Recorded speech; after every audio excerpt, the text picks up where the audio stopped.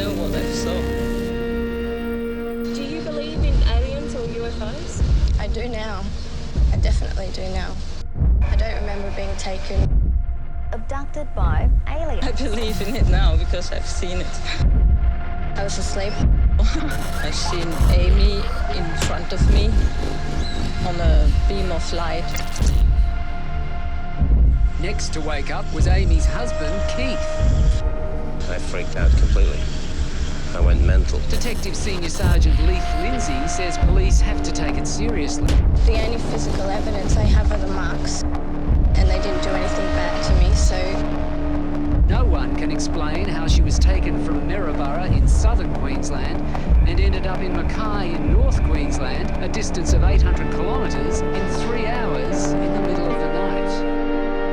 If we were all on hallucinogenic drugs and drinking, that still wouldn't put Amy 800 kilometres away. We keep an open mind on everything, and we are here to find the facts.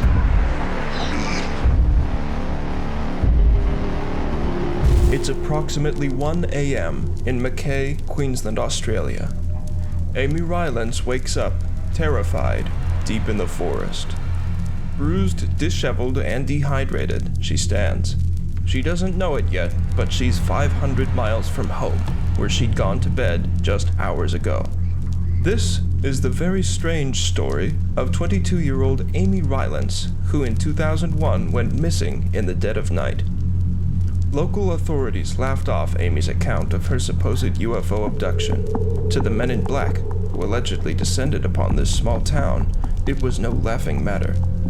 According to those involved, these men in black threatened and pursued Amy, her husband Keith, and their business partner Petra. The three have not been heard from since October 14th, 2001. We'll go through witness accounts, the police response, Amy's alleged experience on board the UFO, and the aftermath, ultimately culminating in 3 people disappearing for good. To get this story out there and to help me make more videos, please consider liking and subscribing. God knows, the YouTube algorithm does not favor small channels covering horror and conspiracies. Our story begins in Queensland, Australia. 22-year-old Amy Rylance and her husband Keith, 39, were working at their development, Whispering Winds Winery, together with their business partner, Petra Heller. Worldwide, people are fearful, and tensions are rising. The date is October 4th, 2001. 23 days after the tragic September 11th attacks spurred the global war on terror. It's often in such times of worldwide tumult and impending war that these encounters take place. As the sun set that fateful Thursday night, an intense storm was raging. At approximately 9:30, Keith retires to bed. Soon after, Petra goes to bed in her room. Amy, the last awake, falls asleep watching TV in the living room.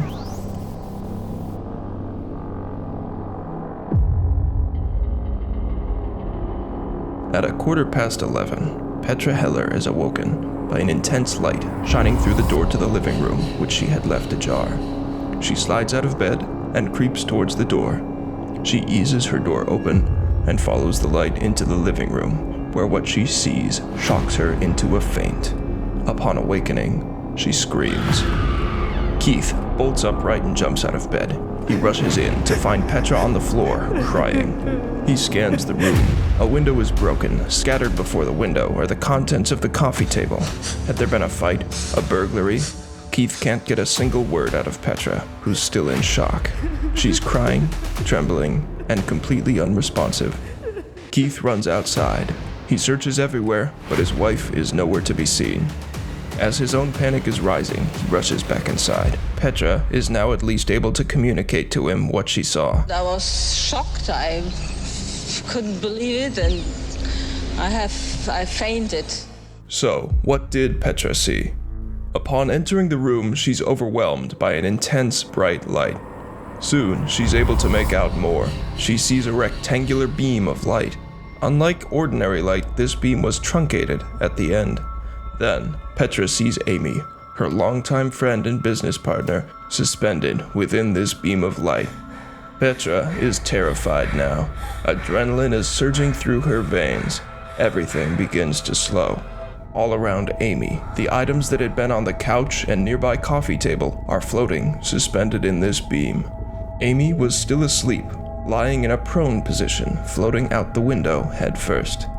Petra is overwhelmed now, not just by this alien light, but by terror.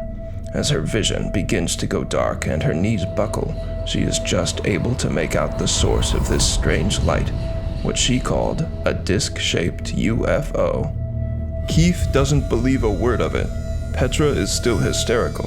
He continues searching, but the longer he searches, the less anything makes sense. By 11:40, he still hasn't found her. He places a call to the Tiaro Police Department. 6 Mary. Folks in the flames. Hold on. 10-4, we'll ride at it. After an anxious hour and 20 minutes of panicked searching and waiting, Senior Constable Robert Maragna, the officer in charge, arrives with a handful of other officers. By now, it's 1 a.m., and Keith has found no other explanation. Petra, no longer in shock, maintains that her version of events is exactly what she saw. Thus, Keith has no choice but to believe her. He and Petra relay this account of alien abduction to the dubious officers. 3 officers conducted a thorough search of the property and the surrounding area. Their investigation turned up little, but they took samples from the torn window screens and noticed 2 flowering bushes near the window through which Amy had been abducted. One of the 2 bushes showed signs of having been exposed to some kind of extreme heat, whereas the other was fine. Something weird was happening at the Whispering Winds Winery. This is the first I've heard of it, but the light by which Amy Rylance and her belongings were suspended was no ordinary light. Witnesses and ufologists call it solid light and claim that it functions as a tractor beam. This was an out-of-this-world allegation, especially in 2001. However, after 15 years, some facts have come to light supporting this theory. As of at least 2016, there is in fact a real-life scientific basis for this technology. Moreover, scientists here on Earth have successfully tested such technology. If you ask me, if you're a skeptic, it is intriguing that such a specific detail of this account would come to be so explicitly corroborated by real-life science years later. Back in Gundiah, as Senior Constable Robert Maragna and his officers were conducting their investigation, Amy Rylance was regaining consciousness 500 miles, 800 kilometers away. It would be in the small hours of the morning the very next day, not that Amy would know where or when she was. All she knew was that she was in the woods, surrounded by trees and brush, and that she could smell the ocean.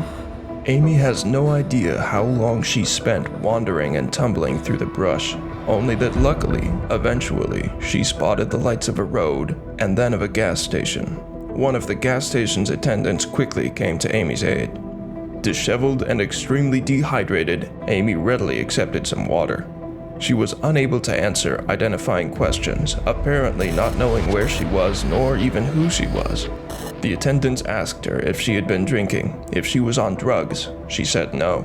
Being that she was sore, confused, disoriented, and lethargic, Amy asked one of the attendants to take her to the hospital. Still unidentified, doctors took Amy into their care immediately and quickly discovered some very strange things. There were triangular marks on her heels and on her inner right thigh. Her hair, dyed blonde earlier that week, was already showing its brown color.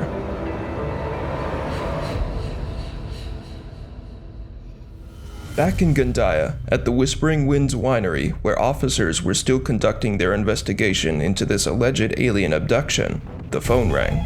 One of the women who had driven Amy to the hospital reached out as soon as Amy's identity had been discovered. From the hospital, Amy's mind began to clear. She spoke with 2 police officers, as well as her husband Keith, over the phone. From there, she went to Mackay Police Station and gave a statement. The Mackay Police Department put her up in a motel until Keith and Petra could make the 8-hour drive north. The 2 arrived later that day, and with Amy spent hours discussing at length what had happened. They took notes documenting their version of events, as well as photos of the marks on her thigh. Having discussed the events of the previous night, Keith wanted to contact the media as soon as possible in order to get their version of the story out. He was abducted by aliens. Having tracked down an issue of a local magazine called the Australian UFO-hunting, they started studying up on UFOs. Keith contacted the Australian UFO Research Network on a number from the magazine. The call was answered by Diane Harrison, the National Director of the Australian UFO Research Network. She took the call at around 1 p.m. and listened to their story for an hour or so. So, what did Amy see aboard this UFO? Luckily, her accounts of her experience were documented by Diane Harrison, who wrote an article about the trio's experience. Here's an excerpt. A statement was notarized by the Mackay police with a Justice Act acknowledgement that required Amy to acknowledge that what she had stated was true to the best of her knowledge and belief, and that if it is admitted as evidence, that she may be liable to prosecution if she had indicated anything in it that she knew was false.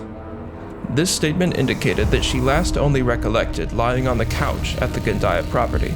She had no recollection of the events that Petra described, but claimed she then next remembered waking up lying in a bench in a strange rectangular room. Illumination came from the walls and ceiling. She was alone. Hello? She indicated she called out and heard what seemed to be a male voice, asking her to be calm, and that everything would be all right, and that she would not be harmed. Soon, an opening appeared in the wall, and a guy, about 6 feet tall, walked into the room.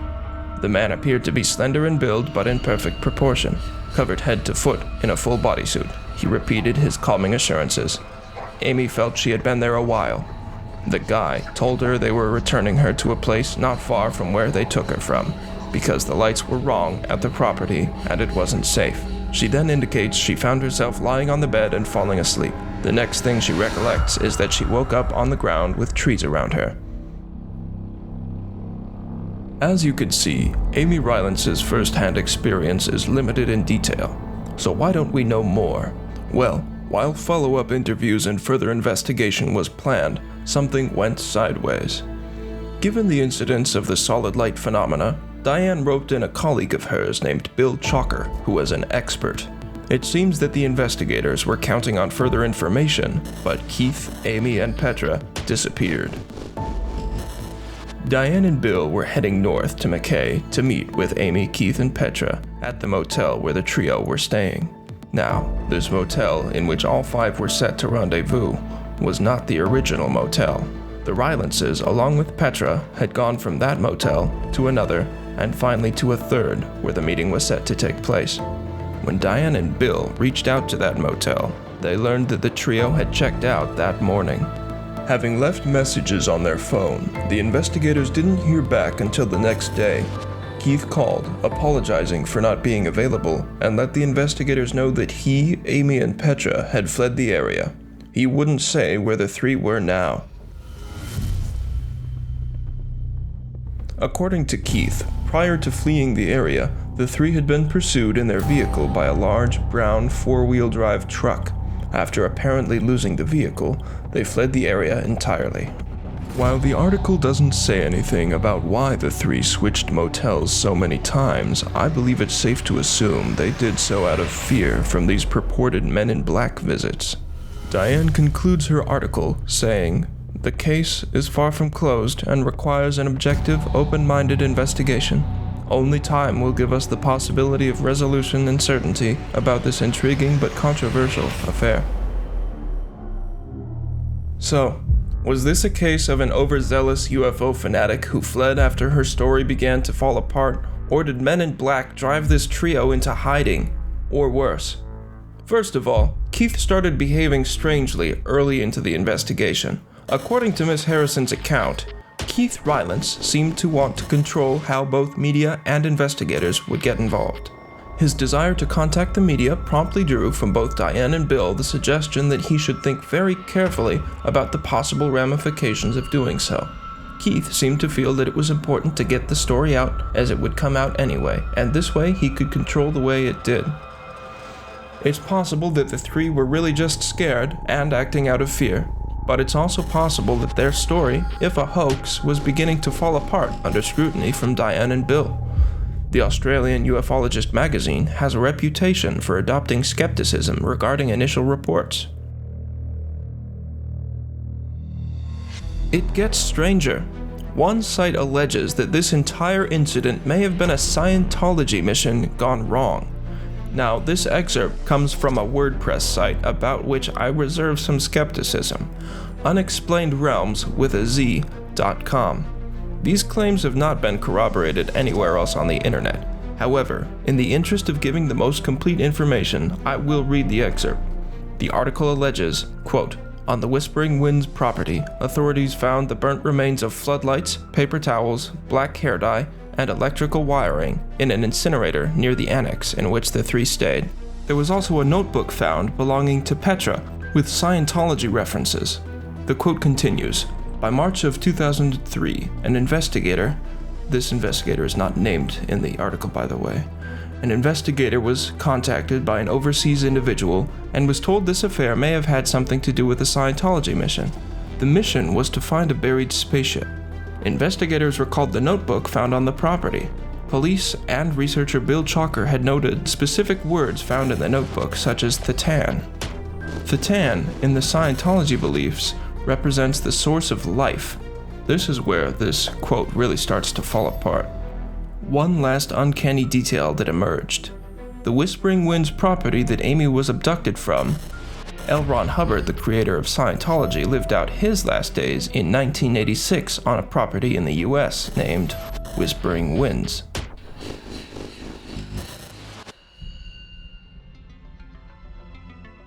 However, there are some undeniable facts, principally these three, that Amy somehow traveled 500 miles in 3 hours, that her body seemed to have aged more than 3 hours, and, when admitted to the hospital, doctors believed she had not eaten for days. If a hoax, Amy Rylance would have had to starve herself for multiple days. Keith, Petra, or some accomplice would have had to drive Amy from Gundiah to Mackay and drive back. Amy would have had to wait by the gas station until precisely a few hours after Keith, back in Gundiah, called the police. Ultimately, it's possible the entire encounter was a hoax, and that Keith, Amy, and Petra fled the area, perhaps even the country, out of embarrassment and fear of legal ramifications. Perhaps they are, as some supposedly say, off somewhere in the north of England living lives that aren't their own. What do you think? I hope you enjoyed this video. Remember, 1 like equals 1 more day that the men in black don't haul me away and make me live in England.